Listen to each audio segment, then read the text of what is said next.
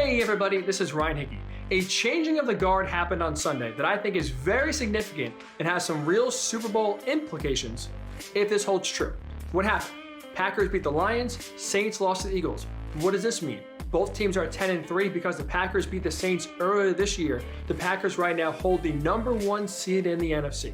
If this holds true, the Packers finish out the last 3 games and finish as the #1 seed in the NFC. I'm curious your thoughts. Do you think the Packers will go to the Super Bowl? Can you foresee any team in the NFC going into Lambeau in January and beating the Packers? Comment below. Again, I'd love to hear your thoughts. Because for me, for 2 reasons, the answer is no. First off, the Packers, if they get that #1 seed and home field advantage throughout the playoffs, they would have the biggest home field advantage of any team in the NFL in the playoffs. And here's what I mean by that. Sure, most stadiums don't have any fans, or if some stadiums do, it's very limited. So crowd noise isn't exactly a factor. But that's not what I'm talking about with home field. I'm talking about elements, the weather, the cold, the wind, the snow. Look at the AFC, right? If the Chiefs hold on, or even if the Steelers get home field advantage throughout the playoffs, it's not a massive advantage because most of those teams they'll be playing are used to playing in the cold.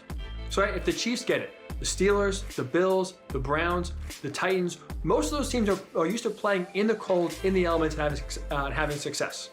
Well, that's not really the case in the NFC. If the Packers get home field advantage and teams have to go to Lambeau in January, are you really trying to tell me teams like the Saints, the Cardinals, the Buccaneers, the Rams, dome teams, warm weather teams that thrive on speed, that thrive on good elements, good footing on turf and grass, to have success in a very tough environment weather-wise in Lambeau in January? I don't. I mean, I'm really going to trust Drew Brees coming off a rib injury if he's even healthy enough to play in Lambeau in January in the playoffs. Do we really think he's going to go in there and outdo Aaron Rodgers? I mean, Brees has had his troubles in the playoffs when he's healthy. Now coming off a significant injury, I don't really see the Saints being the team to go in there and knock off the Packers. How about the Rams? Do you really trust Jared Goff to go in there and outduel Aaron Rodgers? I don't. I'm not taking that bet. I'll take the Packers all day in that. Buccaneers. As we know, Tom Brady has had his fair share of cold weather games up there in New England, but this offense is still sputtering. This is still a warm weather offense, right? You still have a lot of those guys in Tampa not used to playing in the cold the way Tom Brady is. I don't trust that the Buccaneers will be able to figure it out enough and get things going to go into Lambeau Field and win in January. The Cardinals, same thing. Their offense has really hit the skids these last few weeks. And again, I don't see them being the team with Kyler Murray to go into a freezing cold Lambeau Field and outduel Aaron Rodgers.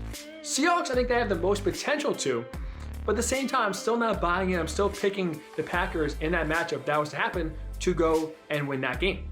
So you look at the NFC, I mean, excluding the NFC East for obvious reasons, who is going into Lambeau in January and winning? I don't really see any team.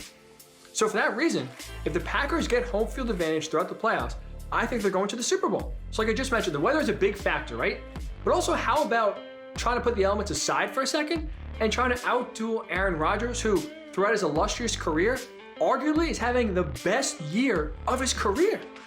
Let's look at it. 3 touchdown passes on Sunday against the Lions, right? He's up to 39 touchdown passes on the season, just 4 receptions. Well, if you extrapolate that out for a whole season, Aaron Rodgers is on pace for 45 touchdown passes, a career high. He's on track to throw for 4,535 yards, which would be the second most of his entire career. It's 100 yards short of his career high he set back in 2011. So, most touchdown passes ever thrown, almost the most yards he's ever thrown for in a season. And by the way, this guy won 2 MVPs.